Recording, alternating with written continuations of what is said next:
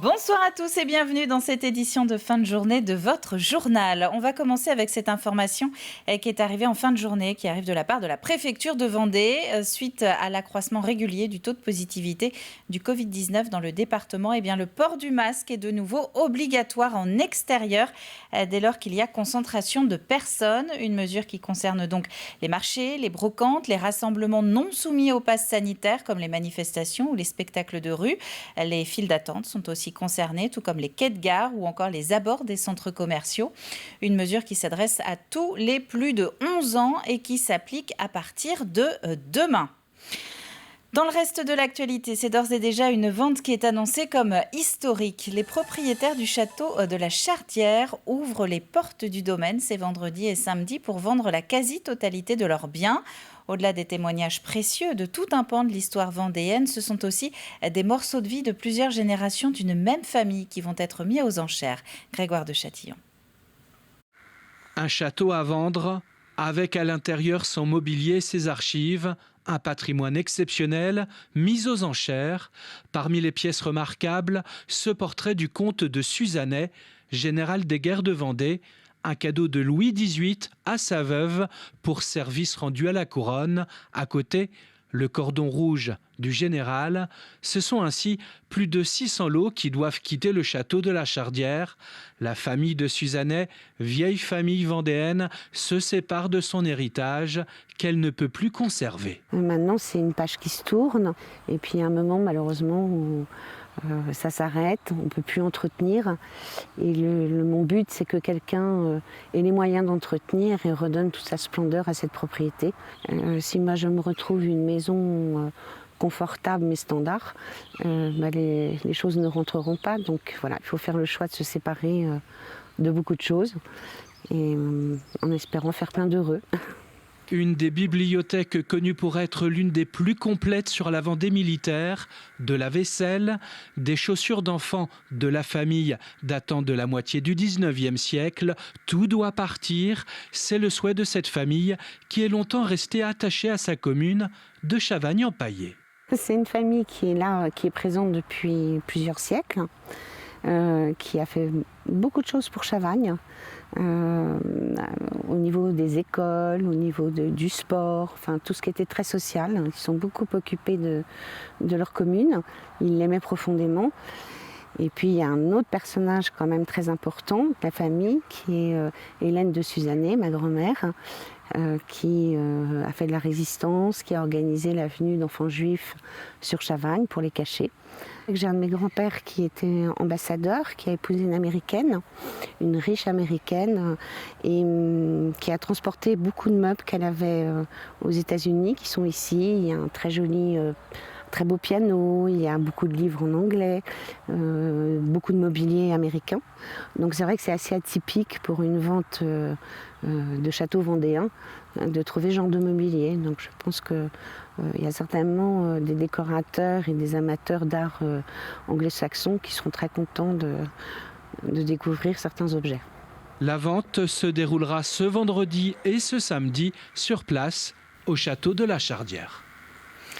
Si vous êtes actuellement à la recherche d'un emploi dans le secteur du BTP, cette information peut vous intéresser. 15 agences de la région ouest du réseau Manpower organisent demain la 22e édition des Vendredis du BTP.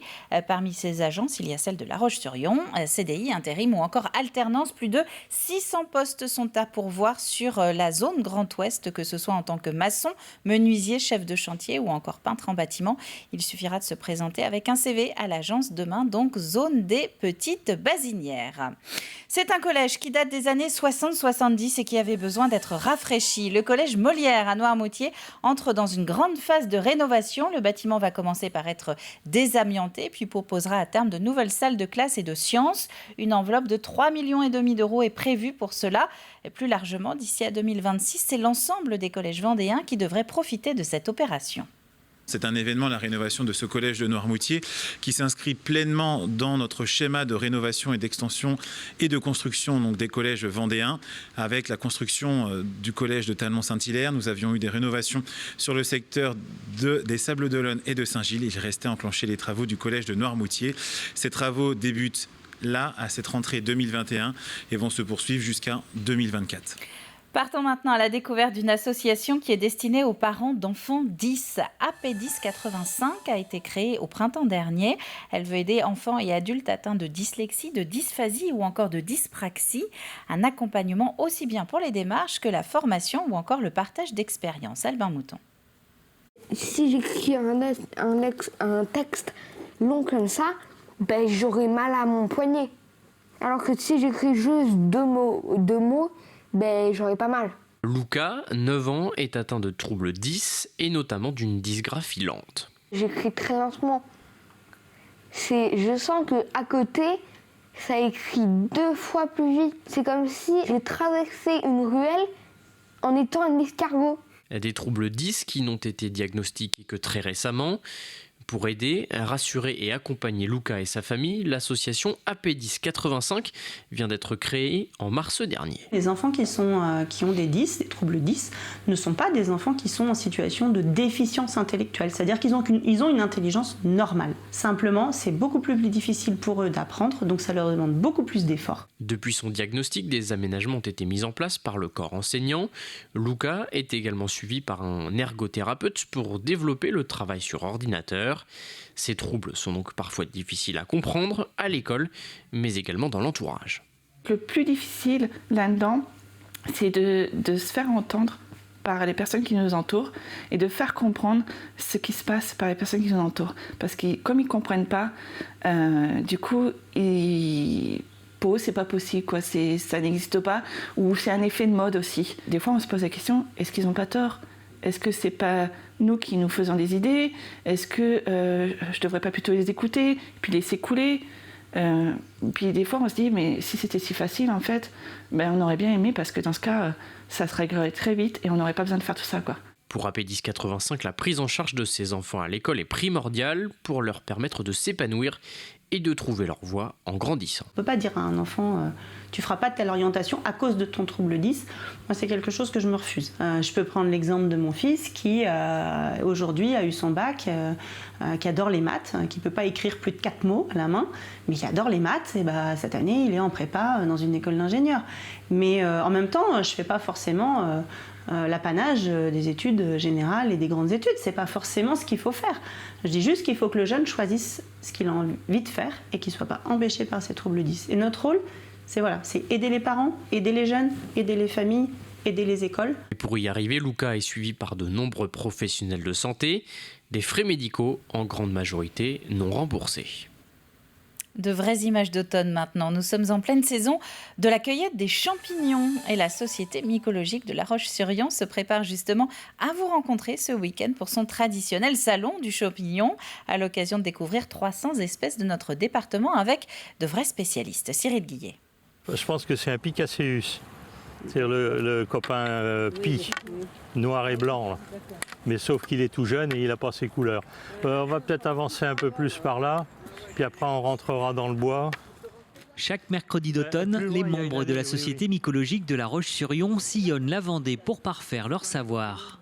C'est une sortie formation qui est plutôt réservée aux administrateurs de l'association, qui sont aussi des déterminateurs. C'est-à-dire, ce sont les personnes qui vont mettre un nom sur les champignons récoltés. Pour organiser un salon du champignon, une exposition comme celle que l'on va mettre en place pour le week-end, il faut donc étiqueter tous les champignons, donc savoir à quelles espèces on a affaire et ne pas commettre d'erreur. Alors donc voilà, on le cueille. Un champignon, ça ne se coupe pas, ça se cueille. C'est un fruit qu'on détache du mycélium. Alors, il est beau, hein ?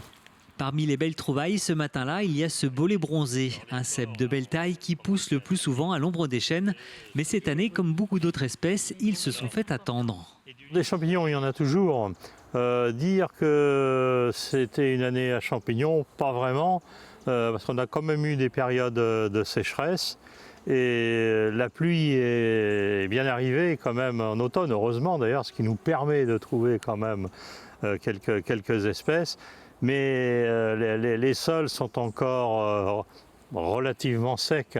À ce jour, 4600 espèces de champignons sont répertoriées sur le département et près de 20 000 juste pour la France. Alors là, on est dans la grande famille des polypores. Les polypores sont des champignons qui poussent sur les troncs d'arbres et qui, au fil du temps, prennent l'aspect du bois. On appelle ça des champignons subéreux. Costata, voilà, ça côtelé. Oui. Mais il faut la sentir. Ce qui est intéressant, c'est de trouver les champignons peu fréquents, un peu rares, le côté satisfaisant. Perlatum, lycoperdon. À l'issue de la matinée, l'ensemble des champignons collectés est répertorié et étiqueté. Certains trouveront leur place parmi les 300 variétés qui seront présentées au Salon du Champignon, qui se tiendra samedi et dimanche prochain dans la salle du Bourg-sous-la-Roche. Et effectivement, ce salon du champignon, c'est donc ce week-end de 10h à 18h à la salle des fêtes du Bourg-sous-la-Roche. Un mot du Vendée Globe avant de se quitter. Les annonces autour de la prochaine édition en 2024 se multiplient. Lundi, on apprenait qu'Alex Thomson ne serait pas de la partie. Et bien hier, suite de l'information, à 28 ans, c'est Alan Roura qui sera sur le dernier Hugo Boss lors du prochain départ. Le Suisse annonce qu'il a racheté le voilier, un bateau à foil dernière génération. Et Alex Thomson ne sera pas loin puisqu'il devrait accompagner Alan Roura au cours des prochains mois pour la passation. C'est la fin de ce journal. Merci à vous de l'avoir suivi. Le prochain rendez-vous avec l'actu vendéenne, c'est demain matin dans la matinale en direct dès 7h avec Alexandre Debray. Très bonne soirée à vous tous.